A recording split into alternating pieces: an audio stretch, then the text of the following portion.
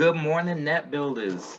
Thank you guys for joining us again for yet another amazing episode. This one a little more different than what we usually do, but probably probably the most valuable episode that we'll ever have here. We're gonna get into law, specifically immigration law.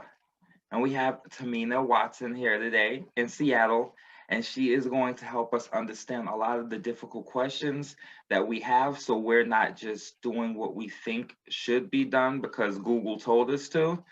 So I'm going to hand the floor over to you, Tamina, and can you please introduce yourself? Yeah, thank you so much, RJ Stewart, for having me. I'm so grateful. I'm an immigration attorney in Seattle, Washington. My law firm is Watson Immigration Law. And I loved hearing the story about how you started this show, because that's exactly how I came to start speaking about what I do and writing about what I do. So as an immigration attorney, I help primarily businesses with business immigration needs. And so that's either recruiting talent, foreign talent. I'm helping people who are starting their businesses or investing in businesses. I do also help family members. So that's a parent, child, spouse applications. I help people with their citizenship applications. But I also do a lot of community work in helping the community and the needs that arise from time to time. The last 4 years is an example of really just being, thrown into the deep end. And I'm glad we're not there, but there's a lot of after effects of the last 4 years. So we're on a lot of pro bono work in the community, but my day job is really helping with business immigration primarily. Outstanding. I love how philanthropic you are too. That's amazing. We need more people like that who are willing to give back to the community and do for others. This I think this last year, the year of the COVID has it's either made or broke a lot of people. So yeah, so it's good to have people like you still here, Well, thank you. I'm trying my best. So what really, I mean, you've mentioned a little bit about how you got into immigration law, but I'm really curious, like what really made you choose that law? Because as I understand, you can specialize in numerous different things. That's correct. And in fact, I did not want to be an immigration lawyer. And if you've tuned into my accent, I'm not originally from here. I was born and raised in London. And then I got married to an American. It's a long story short. I got married to an American. And then I had to go through the immigration process myself to live here, work here, eventually become a citizen. So I went through the green card application. And once I got my green card, I had to figure out what I wanted to do with my life. And I was a lawyer in the UK, a barrister, as they call them. And in fact, the word barrister didn't mean anything in this country until George Clooney married one. So now I can actually say barrister and hope people understand me. So I don't make coffee, I practice law. And so when I got my green card, I had to figure out, how do I become a lawyer again? And I took the New York bar exams while I live in Washington State. And you can practice federal laws in any part of the country. And immigration happens to be a federal area of law because the law applies to everybody anywhere in the country in the same way. And so immigration kept following me around as a job, and I didn't want it because I grew up thinking immigration was just asylum law. It was just going to pull at my, heartstrings. And when it eventually landed on my lap for the third time, I thought, I'll just do this for a few years.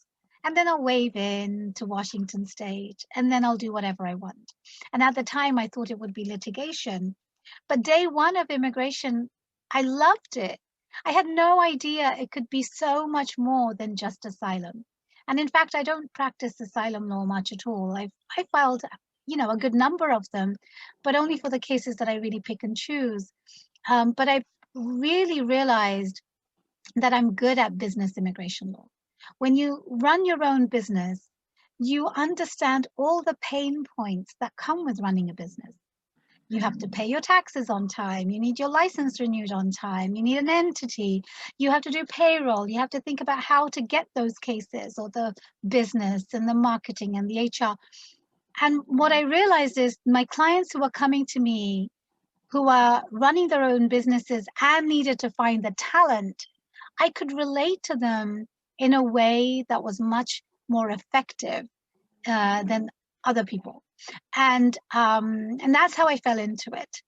And over time, I've become really good at it. And I very much want to help the people who are starting businesses with visions that other people don't have, but they know they can change the world.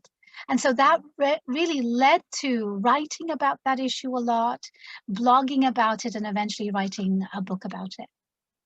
Outstanding. Outstanding. And it's so I have my wife, she's originally from Lagos, Nigeria, and she's working on bringing her mom here right now. So we're going through that whole painful process. So I imagine when her mom gets here, I know it's going to be like the happiest moment of her life. So I can't wait for that day, but for you to be able to do that almost on a daily basis for people is amazing. Reuniting people with work visas here with their families, to get their families here, and them to just be together again. That's, you're kind of like a fairy tale maker, I guess. Oh, No? I love that. I'm not going to quote you on that, but I do feel like it's a feel-good area of law, because when, the moment that I realized I am really changing somebody's life is when I had that very first call in my early days from somebody who was beaten up by her US citizen husband, black and blue, and I eventually got her a green card. And when I said, your green card is here, and we're on the phone, she screamed in my phone, in my ear. I had to drop the phone because I thought I was going to be deaf. But that moment where I'm still getting goosebumps talking about it, I really made a difference in somebody's life. That I don't know where she is. I'm not in contact with her, but I know she's doing okay. She's a citizen likely at this point, and she's safely here. And so that reuniting or giving security and stability to somebody is so rewarding. And what I say to people is, I'm dealing with the most important things in people's lives, their livelihood or their loved ones. And even though it's a happy area of law, as I call it, it's not always a happy process, but you have to go through it and really understand and hold their hands tightly in giving them the patience, because you're sort of in a black hole sometimes. We're in that right now with COVID. Nothing is moving. But to have that reassurance that somebody who knows what they're doing and they can give you that comfort is rewarding and is precious to the client. And so we go out of our way to make sure we communicate and make them understand why the paperwork we need is necessary, why the delay is happening, and why we can't do much about it. Just because you have a lawyer doesn't mean I'm a miracle maker. I can't push the government in opening their offices, something that's happening at the moment. But I love what I do. And I'm very grateful that I'm in this position to make a difference. Outstanding. Outstanding. So I have a couple of questions for you. Okay, bring it on. Okay. So has it been more difficult now to get work visas than in the past? I mean, of course, you have the factor of the whole COVID thing and all of that stuff, but let's minus the COVID, that whole situation. Has it been more difficult to get work visas now than it has been? Really good question. So we sort of need to look back in time a little. And when we look at the last 4 years, between 2016 and 2020, it gradually became very difficult to get work visas. It's not that cases weren't always approved, but there was the highest denial rate that we'd seen ever, because the previous administration was really trying to find roadblocks in denying cases. So it was harder. But what we have seen, and I wish I could take COVID out of the picture, but we can't, because what has happened is there's an after effect of the last 4 years, compounded by the troubles of COVID. So what we heard from the new DHS, Department of Homeland Secretary, Alejandro Mayorkas, sort of a few months ago when he went into office, he said the entire immigration system has been gutted. So not only were we seeing denials, slowly they were just removing the fundamental infrastructure of the immigration system. And so when we fast forward the clock to 2021, January, a new administration comes in, they're left with a system that was already broken but torn apart completely, then hammered by the problems of COVID. And so it's difficult in the sense that I think cases are likely going to be approved more going forward with less questions asked. I hope. We haven't seen that happen yet, but I hope. But the bigger problem is there's not enough manpower to push things through. And so when we send a case, instead of taking 2 or 3 weeks to hear back, it's now taking several weeks, 6 weeks, 2 months, 4 months to hear back that we've got your case. It used to be relatively simple. Somebody in the mailroom would open the packet, put the check in one place and file in another. We don't have that luxury anymore. And that has a domino effect on all the other things that need to happen. So it's a very challenging time. And so what is important for your listeners and viewers to understand is COVID truly has had an impact, both inside the US, but also outside the US. So let's say you might have hired somebody on an H-1B visa, the most popular work visa, and you got the approval here in the US. And that person, let's say, is sitting in Europe waiting to come here. What we saw last year is that Trump had banned new H-1B visa holders from getting visas. So that ban eventually was lifted by Biden, President Biden. But what has happened since is there's a country ban between the US and Europe, the Schengen area. And so even though now he could in theory get an H-1B visa, he simply cannot get permission to come into the US because that country is now banned. So we are now going through, I wrote an article recently, your viewers and listeners should follow me on a national platform called Above the Law. And I wrote an article called Visa Ban versus Country Ban. And so up until the visa bans were lifted, we had to go through, is it a visa ban or a country ban or both? But now we have to go through country ban, and what do we have to do to get in? Most of the embassies around the world, and you might see this with your mother-in-law's situation, is that the embassies are closed. They're open for limited amount of times, and even then you can't get an appointment. And so there are challenges on top of challenges, and it's truly affecting businesses in the US. So we're hoping to see some relaxing of this in the near future, but the challenges are just sort of compounded on top of each other. So my day job, I call it my day job because I'm writing a book and doing a podcast and doing other things. It's not any easier than the last 4 years, but I sleep a little bit better knowing I don't have to wake up to a tweet that's going to put me and my clients in a tizzy. Gotcha. Okay, that makes sense. And thank you for not factoring out COVID when you spoke about that, because you're right, you couldn't have done that. Like that I think that would have destroyed the answer, for lack of better terms. It's simply not possible because we have so many challenges. Yeah. And the goalpost changes. For example, when the initial restrictions were put in for country bans, they said all of these visas, you cannot come in, people. But if you have this exception or that exception, you can still come in. But what they did with the exceptions, they said, we're going to make the exception like this now. So that means a lot of people just can't come in. But then just yesterday, the CDC, the Center for Disease Control, had made some changes. And now the question that we're getting from clients and listeners and viewers is, hey, does this change my situation in coming in? And the answer is no. The country situation hasn't changed. So it's the goalpost is moving in some directions and other directions, but they don't always move at the same time. And Gotcha. so we really have to keep an eye on what's going on. It sounds like a Rubik's cube. It's like Yes, I'm going to quote you on so many. It really is a Rubik's cube. like Yeah, I finally got all the reds over here, but I can't get these over here. love it. Oh my gosh. Oh my gosh. I'm going to quote you when I post that picture.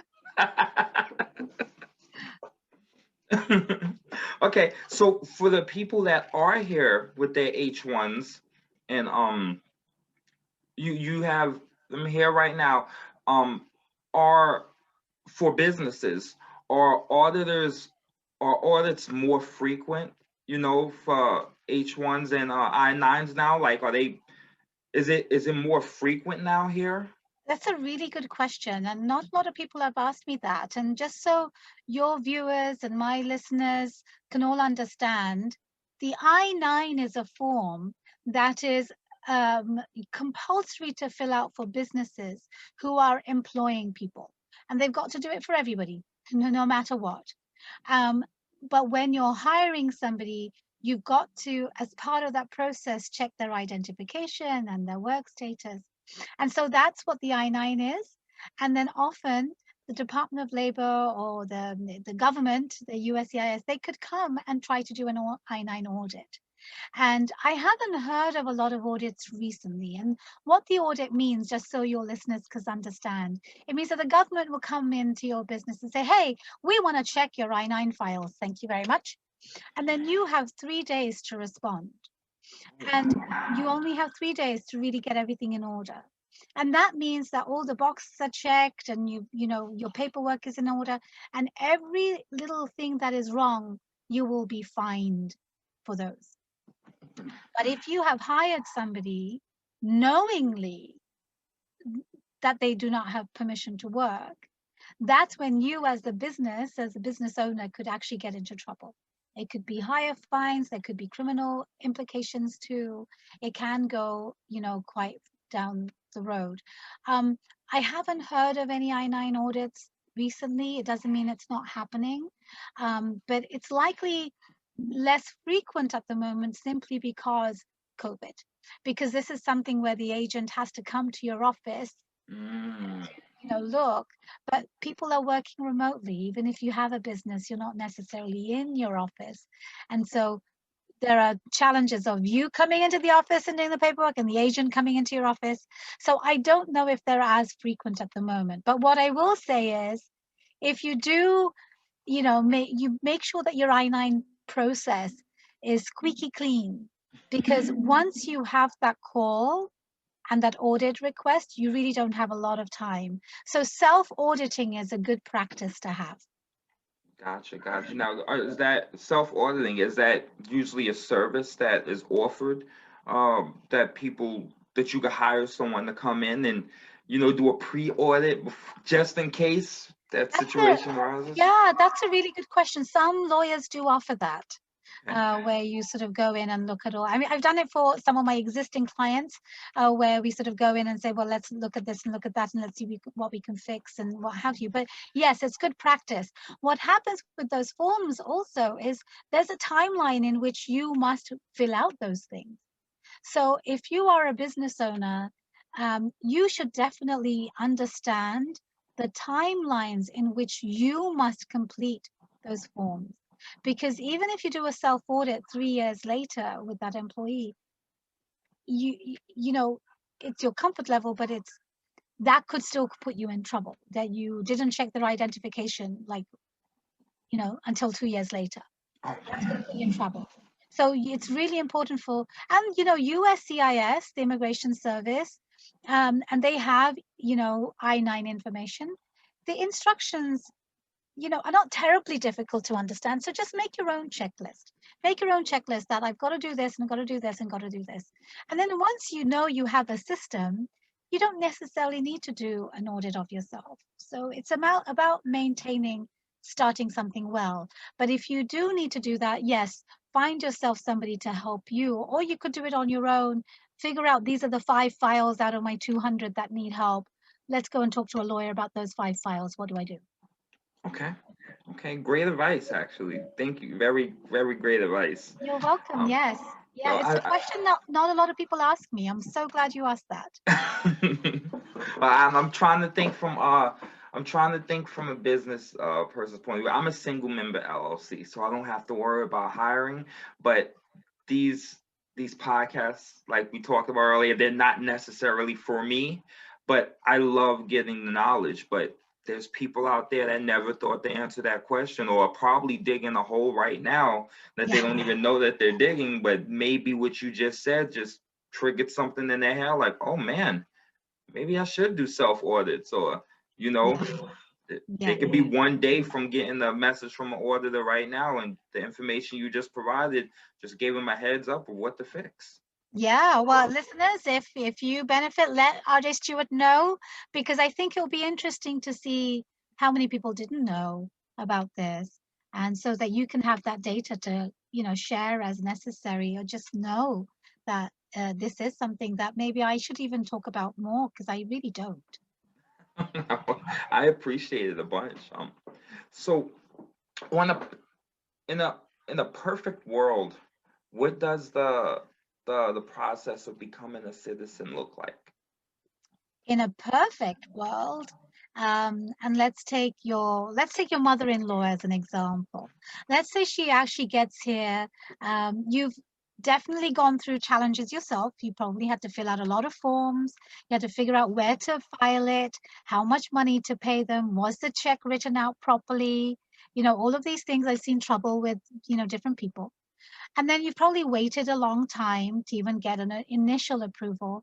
And wherever you are in that process, what will happen is you'll get other tasks sent to you by an agency called National Visa Center. And their job is to send the file to the embassy. And by the time the embassy actually calls your mother-in-law for an interview, which could be 2 years from the time you've even begun, and maybe even longer now because of COVID, she'll eventually have an interview where she has to prove, yes, I'm a good person, I didn't commit crimes, yes, this is my daughter, and she'll eventually come to the US, arrive here as a green card holder. And once she gets here, she'll have 5 years. Um, the eligibility timeline is 5 years.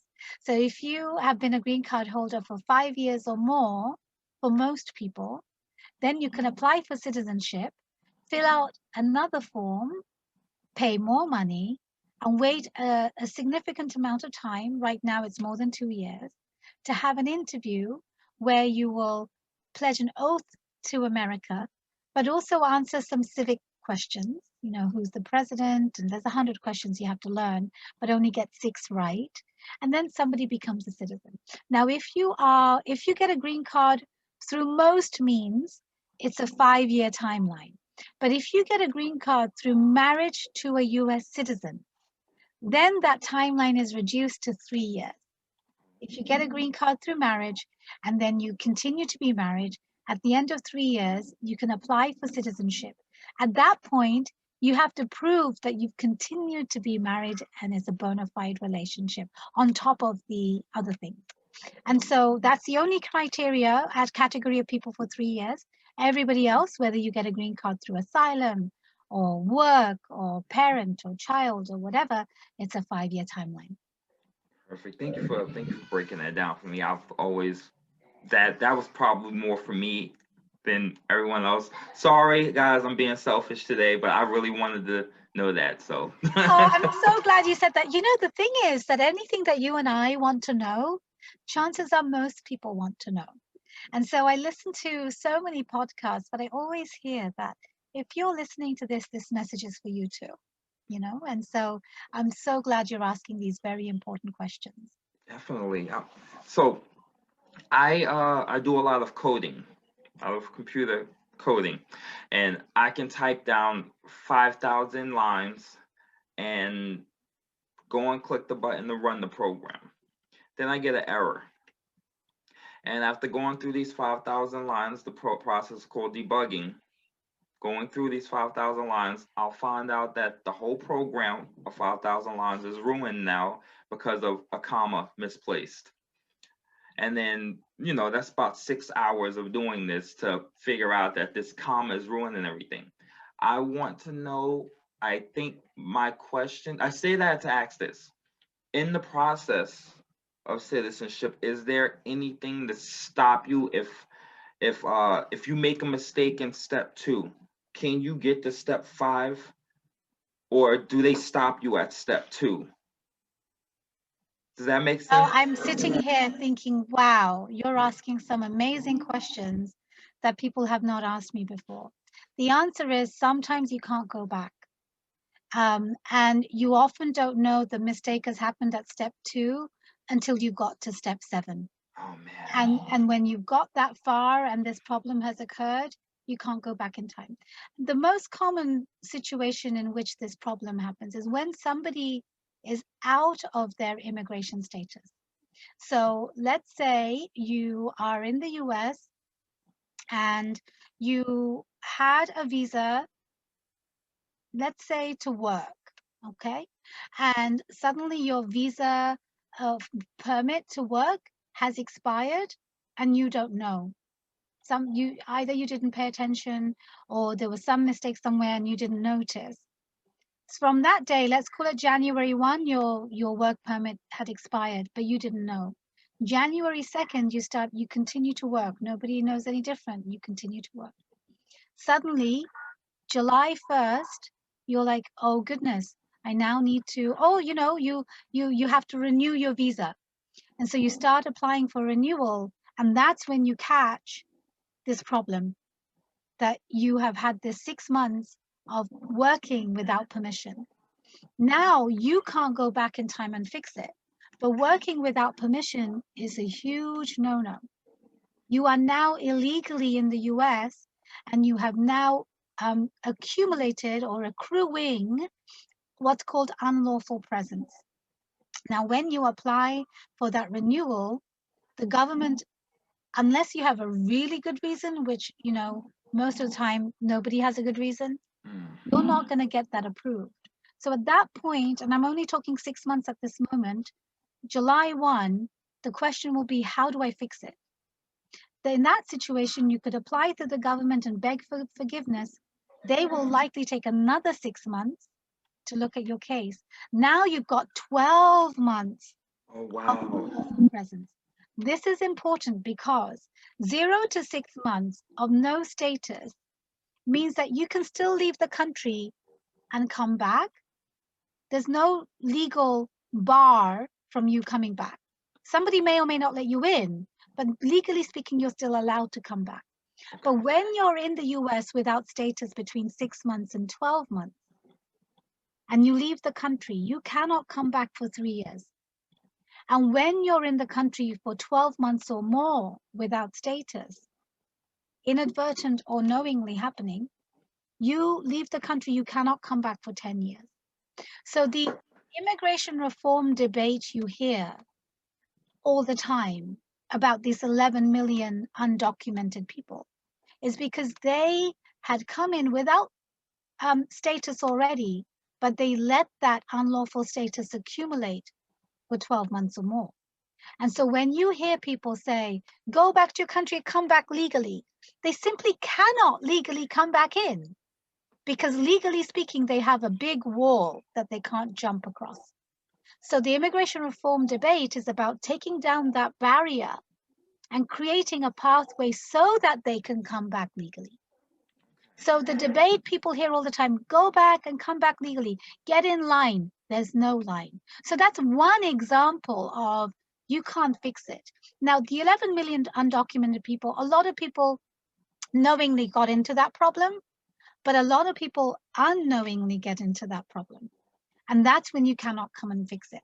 The other scenario in which this could happen is, I help a lot of people, and let's take somebody who's like your mother-in-law, let's just say, and they're getting their green card. Now we've been waiting for 18 months, for the paperwork to happen. And now let's say the person has gone to the interview. Now, let's say the person, and let's just take your mother-in-law as an example, because it's just, you know, a ripe example. Let's say she said she thinks that she didn't need to tell me something. Let's say she came to the US and she committed a crime, let's say. She has a conviction.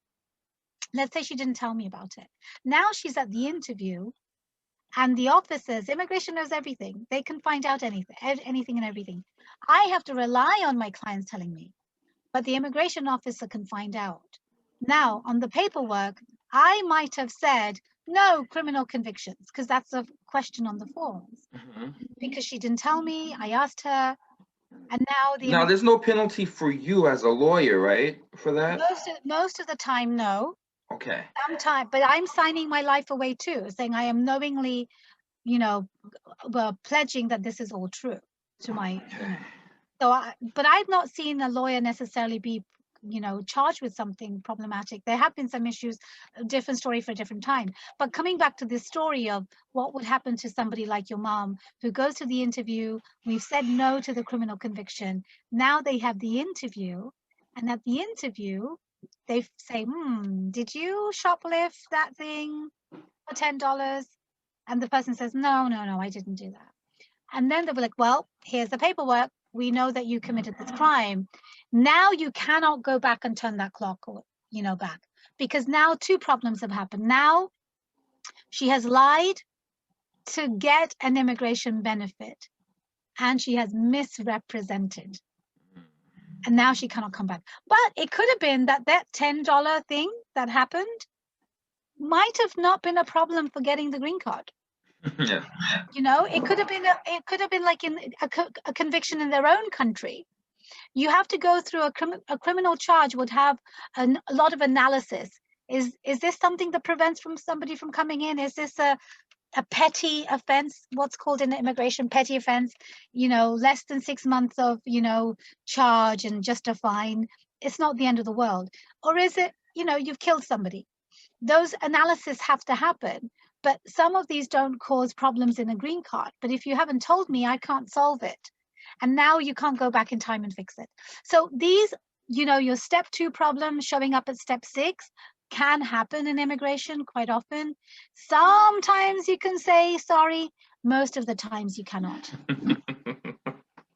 It was just very dependent, but for the most part, it sounds like a pretty forgiving system. For the most part, it's an unforgiving system. Oh, very unforgiving, like. Yeah, because what they say is you lied to get an immigration benefit. Therefore, we are not going to give you this visa. Now, if that happens, let's say there's a scenario of somebody like your mother-in-law who didn't tell them something and they found out and they've denied, they said, we're not going to give this to you. Then you can file a waiver saying, I'm really sorry, I lied to you. But if you don't let me in, my immediate relative, my parent will suffer, US citizen or green card holder, please let me in. In that situation, you can say sorry, and there's a mechanism for saying sorry, but the bar is very, very high. And more often than not, they're denied. And so while there is a mechanism and there's a process, you cannot rely on it. So what I say to my clients, you've got to maintain all of these things, you know, very carefully, and do not omit anything from when you're telling me your story. Great advice. Great advice. I mean, what it boils down to is just integrity, honesty, just, yeah. Yeah. And I'm glad you asked about the lawyer situation, because there are cases pending at various courts where people have said, well, there was one particular case in which a grandfather or someone had said, oh, just stay here illegally. It's okay. You can fix it. And then that is encouraging somebody to do something illegal. And so these cases that are pending, and I forget where they are because I haven't heard anything recently, it gives pause for lawyers to, you know, how are you advising people? You know? And so I am reminded to check about that, but there are occasions in which lawyers can get into trouble about those things. Well, Well, in the case of hypothetically my mother-in-law, omitting a detail like that from you, and you know didn't know, and you signed, hey, to the best of my knowledge.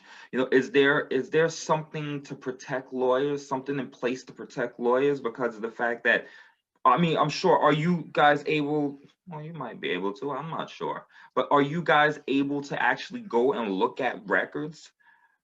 Um, it depends. I mean, I typically will trust my client. You Mhm. know, somebody's hired me to help them, and I trust that they're telling me everything to the best of their ability and knowledge. And so I am a very trusting person, I suppose, so I don't go and check their backgrounds. But I guess maybe some people could. But yeah, the government does an FBI background check, and those can be 50 pages long. Who's in your family? What do they earn? Do they have criminal convictions? And there's a very similar but less comprehensive version that somebody can pay $200 for to get that background check. I've never done that, or maybe on one or two occasions in problem scenarios where I asked the client to get it so that we can see what the government has. But generally speaking, I don't think lawyers would get into trouble for that. But what is interesting is, I was going to say something. I have seen scenarios where there was one particular case in which I was hired towards the end of the process before an interview. And the husband wife came to me, and it was my very first time experiencing this. We went to an immigration interview, husband and wife, and they took us to a room I'd never seen before. And I later learned it was a fraud investigation room. And they kept this couple in the same room, but they kept asking these questions. Have you met her family? Have you met his family, to each other? It turned out that they had suspected it was a fraudulent marriage. Mhm. And, when this background check happens, part of the background check is who's living where? How many addresses do you have?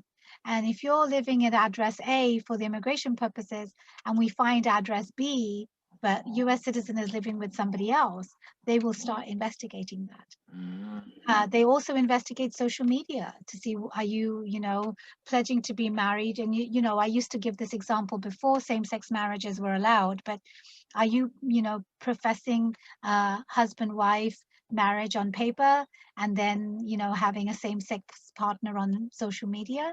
Then that's not true. What is the truth? So different scenarios can happen, and I again have to trust my client to tell me the truth so I can represent them the best of my ability. What's important is a bit like a doctor. You've got to tell the doctor everything that's happening with you, otherwise the doctor can't diagnose it. Similarly, I Great can't, analogy. I can't fix your problem if you are leaving some stuff out. That's a great analogy. Yeah, that's a great analogy. All right. All right. So I am out of questions today. I You and you've asked. done a great job answering every single one of But them. thank you. And people should know you didn't tell me these questions. I think it's really important that what you asked me today, I hope everybody gets to hear it, and I will share it widely. Um, it's really, really important to know immigration is not easy at all. And that problem at step 2 and figuring out at step 6, oh my goodness, so many situations have happened in that way. And I'm so glad you asked these. If you don't mind, I'd love for your listeners and viewers to know that I have a book coming out. Mhm. Uh, the book is coming out on July 13th. The date could change just a little, maybe a week later potentially, but it's called The Startup Visa. This is the first edition of the book. Let I don't me bring this here. my lighting isn't great, but my book is The Startup Visa, and the second edition, it would be a blue cover, will be out on July um, uh, 13th. But and I'm on Amazon and everywhere. It's really good for businesses that are hiring people, or people who are starting companies, who are international startup founders. And then I have a podcast called Tamina Talks Immigration. And I currently have a new series that just launched last week to go with the book called The Startup Visa. And I have 2 columns in national publications, Above the Law. And today, at some point, I'll have my debut article in Entrepreneur magazine.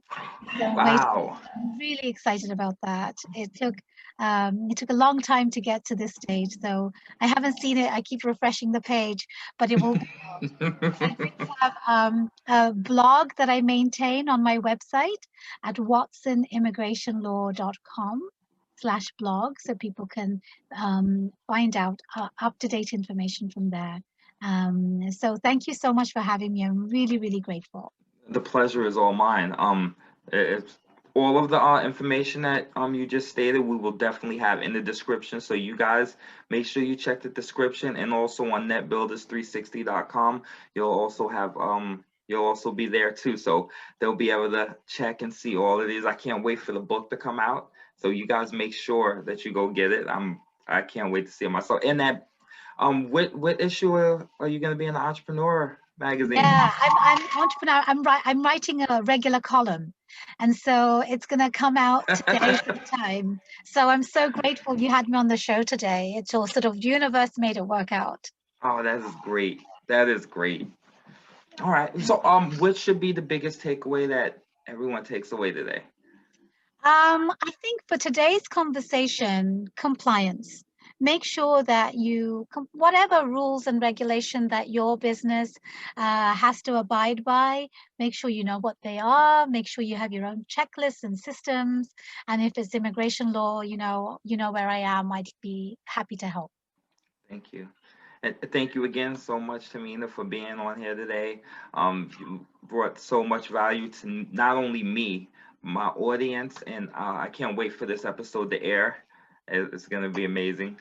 So, Great until work. next time, Net Builders, we'll see you then. Thank you.